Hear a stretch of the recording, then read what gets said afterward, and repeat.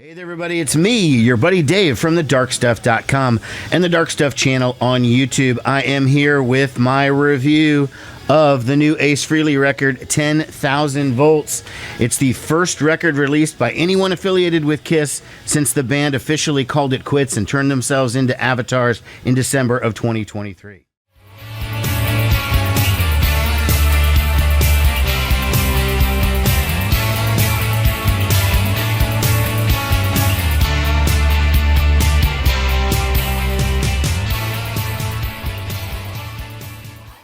So before we get to it, I will say that I have been a Kiss fan for more than 40 years. I am going to post a little picture of my playlist of all my previous Kiss videos. Feel free to peruse them at some other time right after you finish watching this video.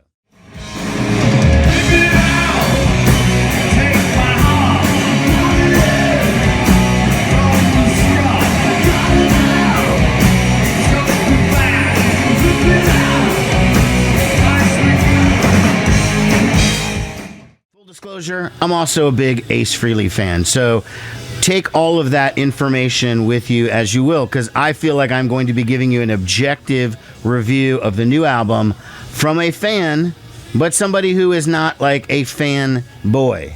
Okay, so the new record is co-produced by Ace and a guy named Steve Brown. He used to be in a band called Trixter in the late 80s, early 90s. Well, technically still is, because I looked up on Apple Music, and they have a 2024 album. It's a covers record, but it's still 2024. Anyways, by the time Trixter came on the scene, I had already moved past pop metal, glam metal, hair metal, whatever you call it. It was already in the rearview mirror for me, so I don't really have any connection to Trixter. And his former bandmate, PJ Souls, the bass player, plays on a couple of tracks on this record. Again, neutral on that. And the album was mixed by a guy named Bruno Ravel, who used to be in the band Danger Danger. So all of that is a setup to say that most Ace Frehley music, because of his age and his influence, is based in late 60s, early 70s guitar rock. You know, you're talking Jeff Beck, Clapton, Hendrix, you know, the usual suspects that guys who were coming up in the late 60s, early 70s looked to as inspiration as a guitar player.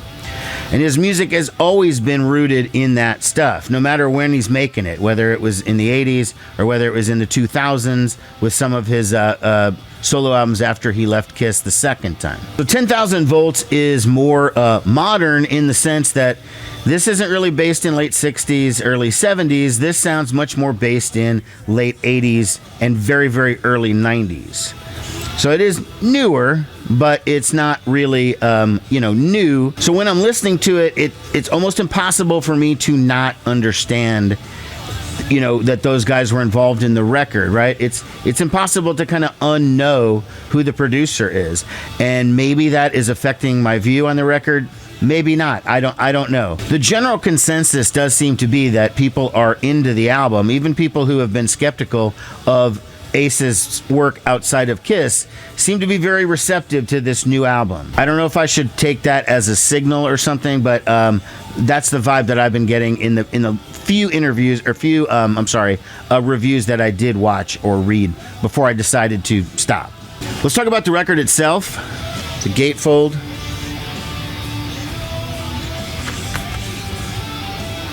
Okay. I like the artwork. I'm into it. I mean, it's an illustration.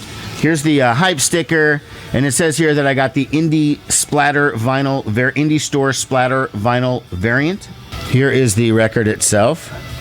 That is splattered, and it is pretty. So in a video I did about a month and change or so ago, where I was previewing some upcoming releases, I did tease this new Ace Frehley record. At the time, I had only heard the first song, 10,000 Volts, the title track of the album. And back then, I liked it, and I still do. I think it's a good Ace track, right?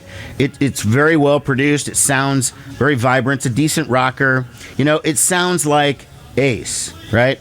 There's references to space and stuff, so he gets to throw that shit in there. It's a nice electricity throwback to Shock Me, probably Ace's most famous Kiss song, in my opinion. The solo is very classic Ace, and Anton Fig is the drummer. Those of you who don't know, he plays with Ace on a lot of his records. He was also the drummer for David Letterman, and he was the ghost drummer on Kiss Dynasty and Unmasked. For me, I think it's pretty safe to say that the title track is my favorite song on the album. It's just the best overall song, the most that sounds like classic Ace to me. The second track on side A is called Walkin On the Moon. It's kind of a mid-tempo rocker. You know, I like the verses. I think the chorus sounds a little bit too 80s a little bit, but I mean, I'm warming up on the song because initially when I first heard it, I didn't like it at all, but now it is kind of growing on me. I do think, though, that it's not Ace on all of the leads, and I think that sometimes they trade lead guitar between Steve Brown and Ace. And it's not like they're specifying who does what. They just say Ace Frehley plays guitar and sings vocals, Steve Brown guitar, vocals, whatever. So it's kind of hard to know. But I don't think it's Ace on some of the leads on the track. But it's a strong song regardless, and again, one of my favorites. Okay, the next song up on side A is a song called Cosmic Heart. Starts off with this weird sort of, I don't know, synthy kind of intro, maybe sci-fi-ish or whatever. Then it comes on and the song sounds nothing like Ace. I don't know who it sounds like because I'm not familiar with Trixter or whatever, so maybe it sounds like them, but it just... It does this like gang chorus thing where they all shout the chorus and like it's made to sound like there's like 50 guys like shouting it or whatever, and it just sounds too 80s to me, and I always hated when bands did the gang chorus. I just don't like it. Solo's all right though. I mean, I'm assuming that it's Ace. It sounds like Ace on it. Next track up is Cherry Medicine, and this one, it's like, I do like the song, and it is kind of growing on me, but my initial reaction was no, I didn't like it. The vocal delivery is very awkward when Ace comes on and does it. Like, he just pronounces words in a strange way, and the syllables he emphasizes, it's just like, why is he singing so weird? Like, I don't get it. I think the verses are pretty bad, but I like the choruses on the song. But it is weird when he says, why does he say, I love you, cherry medicine, instead of medicine? The word's medicine. Medicine. It's just very, very weird, and I'm like, and I don't get it. Like, the song also features Anton Fig on drums, so there's a little extra kick on that one. Most of the leads do sound like Ace, so I'm assuming he plays most of those tracks, but some are probably Steve Brown. Again, I think they probably trade off on this one. Again, a good song, and it is growing on me, but the vocal delivery, especially in the verses, is so strange and stilted and weird. Like, I just don't get it. Okay, the last song on side A is a really old Frehley's Comet song, actually. It's called Back Into My Arms Again. It was written by Ace and a guy named Arthur Steed, who was the original bass player for Frehley's Comet back in 1984, when Frehley's Comet didn't do a whole lot of playing. They mostly did a lot of hanging out and drinking beer and rehearsing and stuff. There aren't too many photos, or I don't think there's any videos, I'm not sure, maybe, of Arthur playing with Frehley's Comet, because if you remember back then, Ace's face hadn't been revealed, right? So he left Kiss in 82 and they were still wearing the makeup, and then he wasn't part of the unmasking, so he waited a couple years to reveal himself with his own album. So for a couple years you didn't really see him at all. So Arthur was the co-writer of the track, and what's weird is I was today years old when I found out that Arthur Steed, who played with Ace in 1983, immediately prior to working with Ace, was a touring bass player for Public Image Limited. Wow, what? How strange. So even though this song was written in the 80s, it actually doesn't sound very 80s. In comparison to the rest of the record, it sounds more like 70s. It sounds more, kind of age appropriate for Ace. I think it's a decent song, but I kind of understand why they didn't use it back then. Maybe it was because Arthur was listed as a co-writer and they didn't want to deal with him because he wasn't in the band anymore, or maybe it was just because they had better songs, and that Frehley's Comet record did have some better songs, but frankly, like, this was just as good as or better than any of the Todd Howarth tracks on that record. Okay, we flipped the record over to side B, and the first song is my absolute least favorite song on the entire album. It's called Fightin For Life. This song is terrible from the first note to the last note. The chorus to me is completely unlistenable. It is that that gang vocal times 1,000. There's just like fighting for life, fighting for life. Just like, oh my God, what are you doing? Like, why is this so awful? It doesn't sound anything like Ace Frehley at all. So I don't know if this is like a leftover Trixter tune or something from back in the day, but it is really bad. It does have Anton Fig on drums, but that really doesn't redeem the track. This song is the sound of the death of hair metal. Next track up is called Blinded, and this kind of sounds like a Bon Jovi outtake or something, especially the intro with the big chorus with all the effects on the vocals. Again, kind of a gang vocally sort of thing. Ugh, I mean, it's really bad 80s intro. On this one, when they kind of single out the guitar lick at the beginning, it sort of sounds like Ace, but the rest of the track to me sounds like it could have been assembled for him, and including somebody else doing the lead vocal, the lead guitar, and then just bringing in Ace to do the vocals. That's fine. It's his record. He can do it however he wants, but it doesn't seem anything like Ace whatsoever. Okay, next up on side 2 is Constantly Cute. Now, the title is really lame, and I kind of wanted to hate it, but the chorus is actually pretty good on this one, and I don't mind it so much. It's kind of like a love letter, I think, from Ace to his current girlfriend or fiance. Maybe they're married. I don't even know what the status is, but and no issue with that. That's fine. Do a little love letter to your gal there. But the song is just not that great. Okay, next up is called Life of a Stranger, and this one is a cover song. I can't figure out by who, though, because I did all kinds of Google searching by the writer's name, by the song, whatever. I just can't figure it out.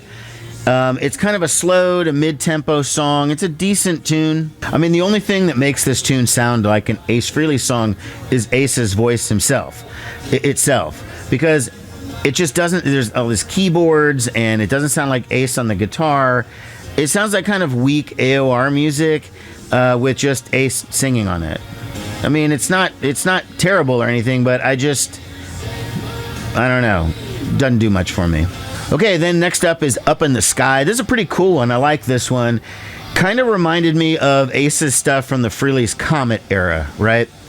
So it does sound more like Ace than much of the record. It's got a kind of rocking guitar riff. It's not super rooted in like late 80s, early 90s music, hard rock at that point.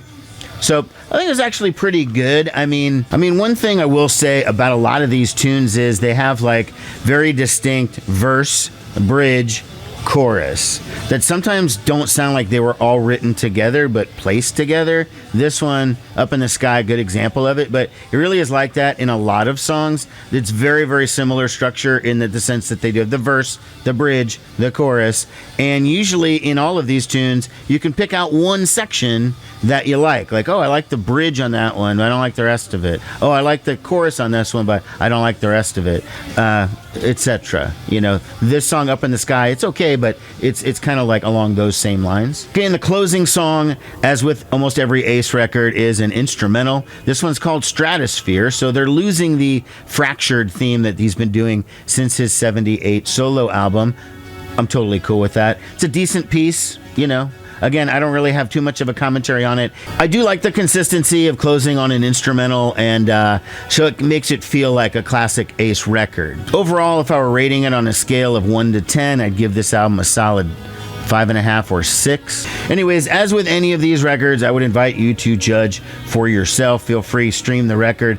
Let me know if you agree with me, disagree with me, what your favorite tracks were. Leave that stuff in the comments. Thanks a lot, everyone. Take care. Bye-bye.